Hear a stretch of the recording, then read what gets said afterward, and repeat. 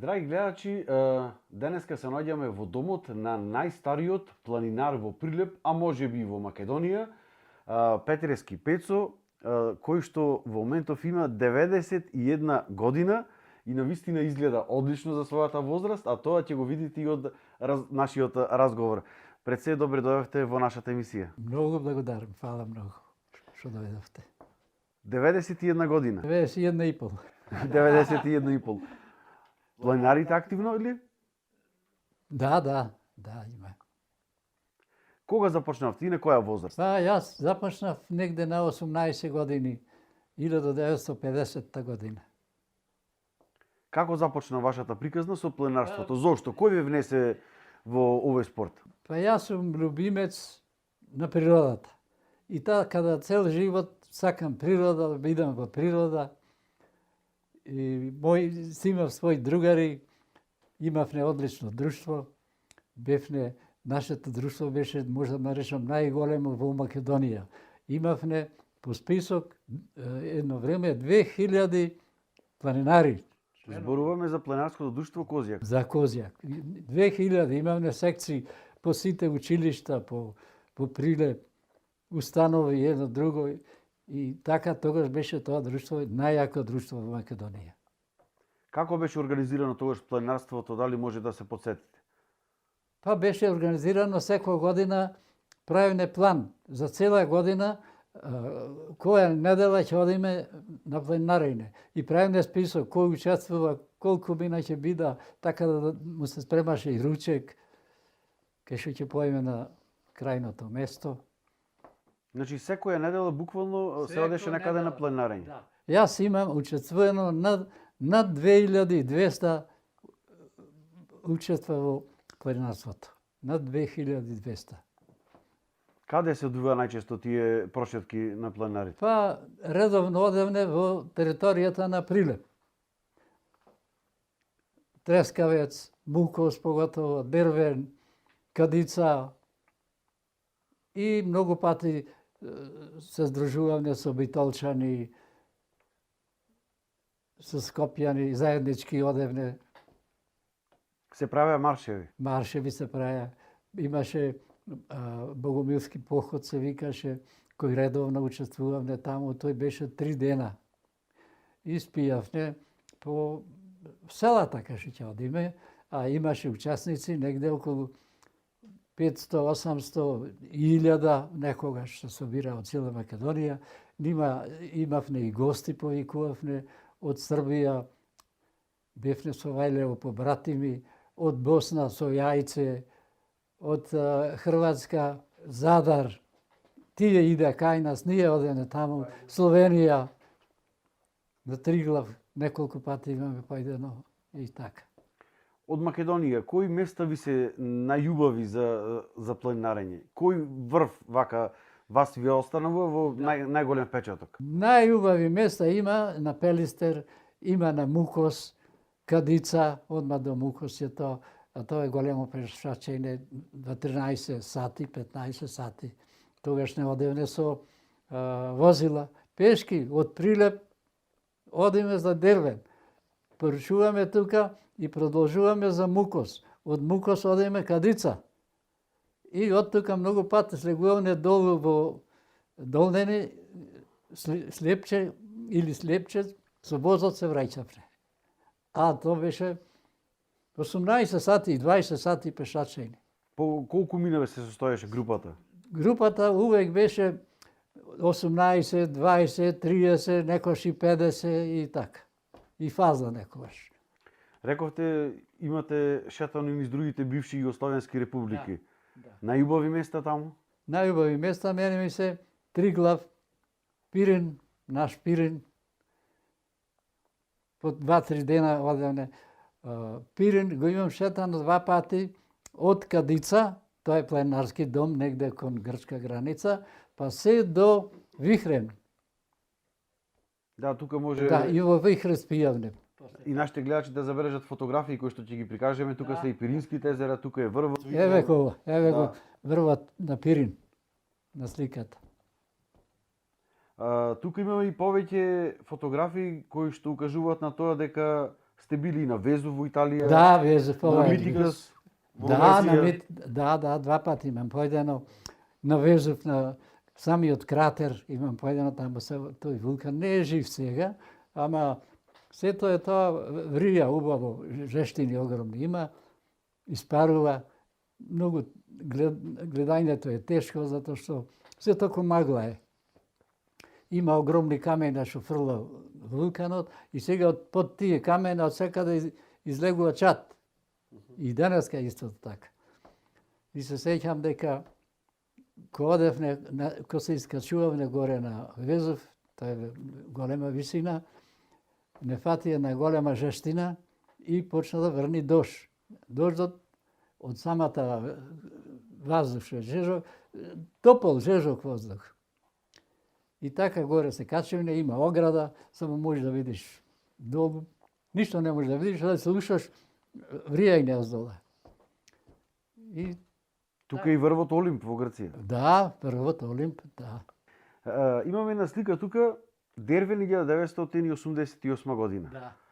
Препчани знаат, но можеби и другите кои што се занимаваат со пленарство од Македонија ќе се потсетат на пленарскиот дом кој што се наоѓа на ова место, но за жал е изгорен од 1997 година во големиот пожар и од тогаш тој дом не е обновен.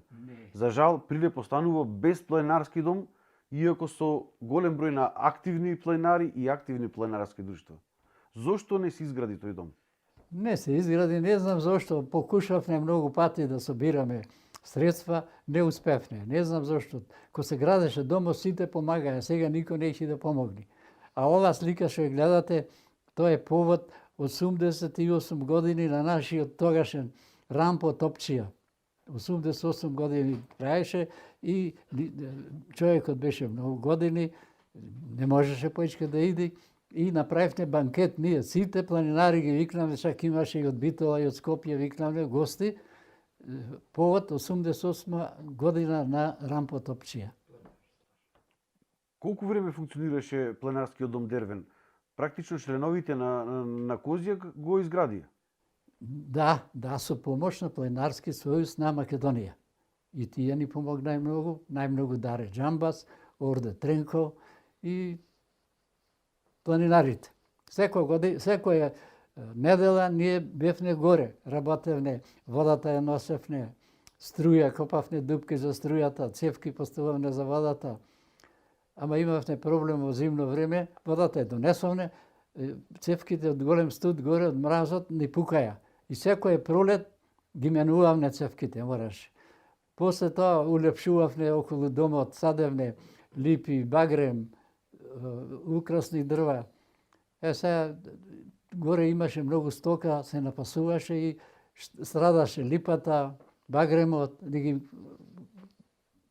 ги јадеја стоката и така остануваше само бороите. И денеска тие што се таму. За жал сега е вистинска пустелија. Сега никој не го одржува ништо. Во текот на вашиот живот, освен Козјак, дали имате сменато друго пленарско друштво или останавте верен до крај? Верен од севте до крај бев во пленарско друштво Козјак. Тоа ми беше најматично и најмногу што го сакав и така. И другари, многу блиски мои другари, сите живеевме, беше тоа едно братско друштво, сегде кај што одевме со песни, со веселба, и така. Како функционира денес? Денеска никако, кога што гледам јас, сите кој лево, кој десно, никој не оди. Раководството е многу слабо некако, така по моје е.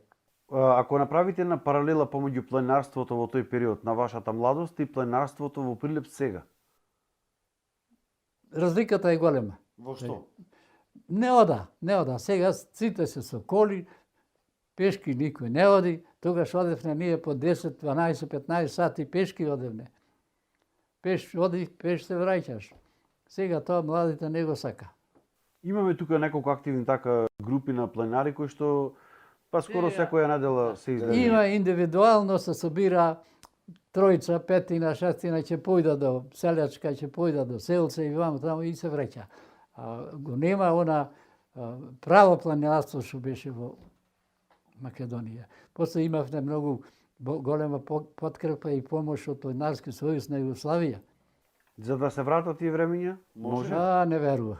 Не верува. Зошто? Зошто? Шо знам некако. Го нема овна блискост кај народ до сега. Ние живееме сите како браќа. Луѓето се оддалечија некако помеѓу себе? Не знам што се случи. Нарочно од кога се раздели Југославија, се раздвои и се прекинаа сите работи. Го снема братството и единството, Братството а? го снема, точно. Освен тие пленарски екскурзии и прошетки, што друго организиравте како пленарско друштво, како пленарски сојуз? Организиравме и лично јас сум организирал и во странство, сме биле во сите републики југословенски, Бугарија, поготово Грција. Се сеќам 72 година организиравме преку Планинарски сојуз на Југославија след на пионери да биде во Прилеп. Ни дојдоја негде над 2000 дечиња од цела Југославија, од сите градови по 2, по 3, по 5. И тоа беше еден голема весела, собрани цела Југославија на Трескавец бевме горе, му спремивме јадејне, му спремивме спијајне, сето тоа обезбедивме. Таму горе две ноќевајна имаше. Тоа ми е, не можам да го заборавам тој след. Се организирали некакви надпревари? Надпревари, да, обавезно, со дечињата.